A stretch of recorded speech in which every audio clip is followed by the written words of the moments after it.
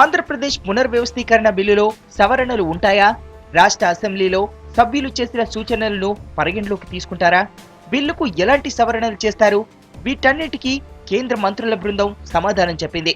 కేంద్ర హోంమంత్రి షిండే నేతృత్వంలో సమావేశమైన జీవోఎం బిల్లు ఆమోదానికి, అమలుకు తలెత్తే న్యాయపరమైన సమస్యలు, సాంకేతిక అంశాలు, ఫైనాన్షియల్ మెమొరాండం, పోలవరం ముంపు బాధిత ప్రాంతాల పరిస్థితి, కొత్త రాజధానికి ఆర్థిక ప్యాకేజీ వంటి అంశాలపై ప్రధానంగా చర్చించింది.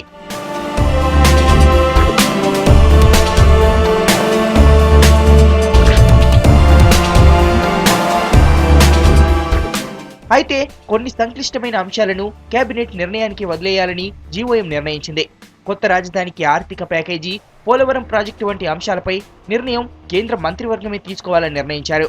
తెలంగాణ బిల్లు పూర్తి స్థాయిలో సిద్ధమైందని భేటీ అనంతరం జీవోఎం సభ్యుడు గులాం నబీ ఆజాద్ వెల్లడించారు. ఈ బిల్లునే కేబినెట్ లో పెడతామన్నారు. కేబినెట్ ఆమోదం తర్వాత బిల్లు పార్లమెంటుకు వెళ్తుందని ఆజాద్ చెప్పారు. మరోవైపు గురువారమే కేంద్ర కేబినెట్ భేటీ కానుంది. ఈ భేటీలోనే తెలంగాణ బిల్లు మంత్రివర్గ ఆమోదం పొందనుంది. అనంతరం ఈ నెల 10న బిల్లును పార్లమెంట్లో ప్రవేశపెట్టనున్నట్టు కేంద్రం ప్రకటించింది.